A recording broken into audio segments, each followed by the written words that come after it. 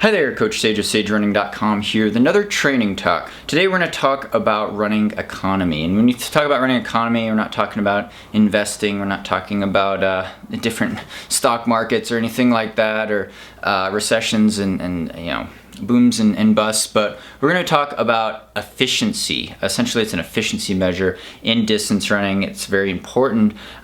Think of it more like mileage, fuel efficiency on your car, right?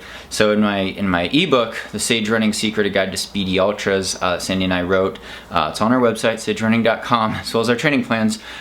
We talk about, there's an analogy always between are you a monster truck, or are you a Prius? Are you a Mustang or a Prius is the name of the chapter, actually. And that's a many decade old analogy that coaches have made for a long time, but it's a really good indicator. Fuel efficiency in a car, miles per gallon, or how many kilometers per liter, I guess, you could get out of your car. We're all built differently. We all have different suspension systems, basically, the thickness of the bones in our legs, how we move, our running form, but also the engine inside, right? The cardiovascular system, how big our heart is, how efficient our lungs are, how efficient the capillary beds are, size of mitochondria, density in our muscle fibers. So you look at running economy, fancy term, basically how much oxygen you use to cover a kilometer in distance, or milliliters of oxygen per kilogram of body weight per minute of exercise. And when I got tested earlier this year, I also got my VO2 max tested, but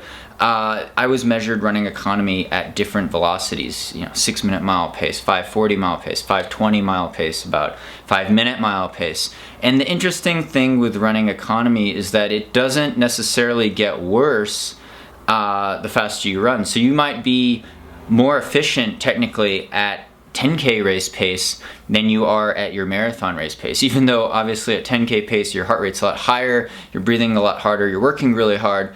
But in that kilometer of running that you covered it a lot faster at 10K pace. So it's about how much oxygen you use to cover that kilometer. It's a work efficiency output, basically. And so what running economy comes down to is, it comes down to your running form, your biomechanics, how your muscles and tendons work, your foot strike, efficiency there. But it also comes down to how you process oxygen, right?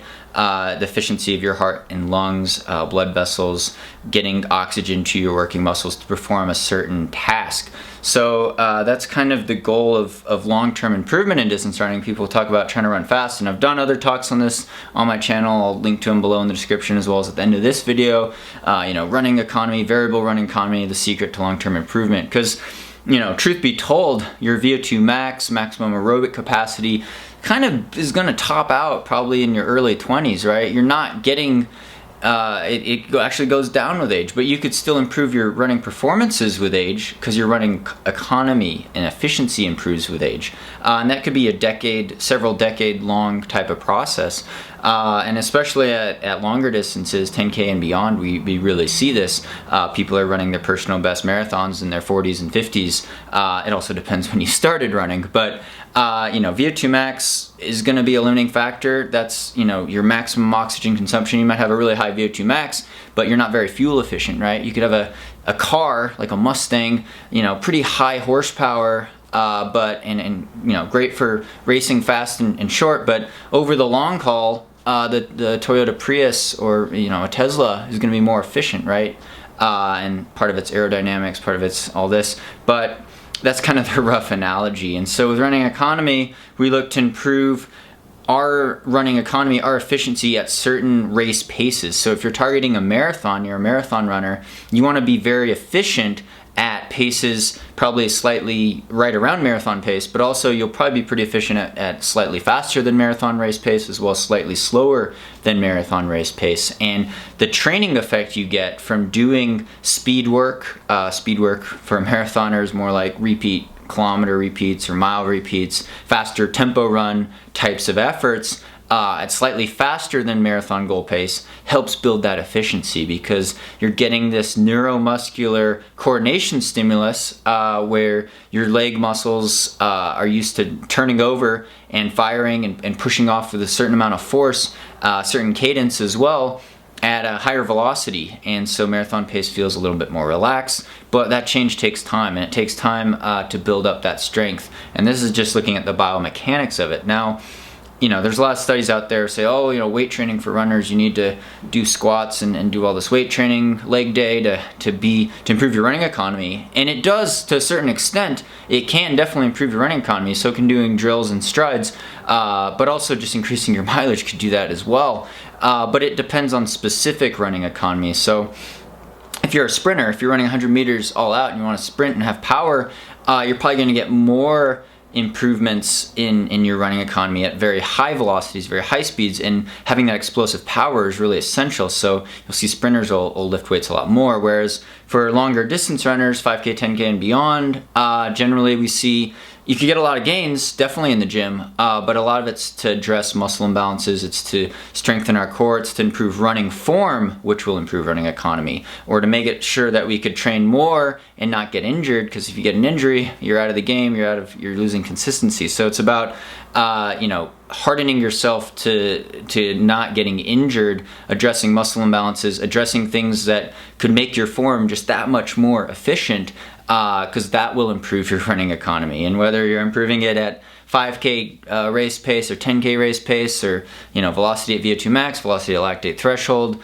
velocity at your marathon or ultra marathon pace, is really the end goal of training. And it's something that happens through high mileage, fine tuning of the neuromuscular connection between your brain and your muscles, coordination, fine tuning of your running form, what types of shoes you're wearing, what types of surfaces you're on, and how efficient your cardiovascular system is. And we get a lot of positive adaptations and improvements in efficiency through generally higher mileage training, as long as we don't get hurt, as well as eating healthy, getting a good blood flow, making sure we're having adaptations at the cellular level that's going to make it more efficient to process oxygen and to get our working muscles the oxygen that it needs, as well as clear out lactate and things like that. So it's kind of the basis for long-term improvement. You could keep improving in the sport through higher mileage training, more speed training, introducing new stimuli in training, things like that. But you have to look at the very specific types of workouts and how you execute them to improve your running economy at certain velocities, because it's give and take. You do too much speed work, you may be trained for a 10K PR, but then your marathon pace suffers because you haven't been doing enough long runs or something like that. So it's definitely a trade-off, and there's definitely genetic differences. Some people are naturally more of the sprinter type, have more power, versus some people are more marathon shufflers, and they're into the super long events and things like that. So it's just a matter of seeing that, as well as checking out other playlist topics on the channel here. Be sure to subscribe if you like these types of videos. Again, feel free to comment below with any future training talk topics you guys would like to hear about. Stay tuned for more vlog posts, training for sub 2:19 marathon, stuff like that, trail runs, you name it. The final note with running economy, variable running economy, is it could really change with hills too. You could be a climber, you could be really efficient at going up steep grades, but not as efficient maybe on the flats relative to your competition, things like that. So it might depend on the percent grade you're running in, it might depend on the surface you're running on, whether it's a road or you're running in mud or you're running in sand. Certain people are more efficient on different surfaces. So any surface, any distance, train specifically for the goals that you have in mind. And be sure to subscribe, check out the playlist. I'll link to some of those videos in the description below. Thanks so much to the Patreon supporters. Thanks so much to my title sponsor, Hoko11. Hope your running's going well, and stay tuned for more Sage Running videos.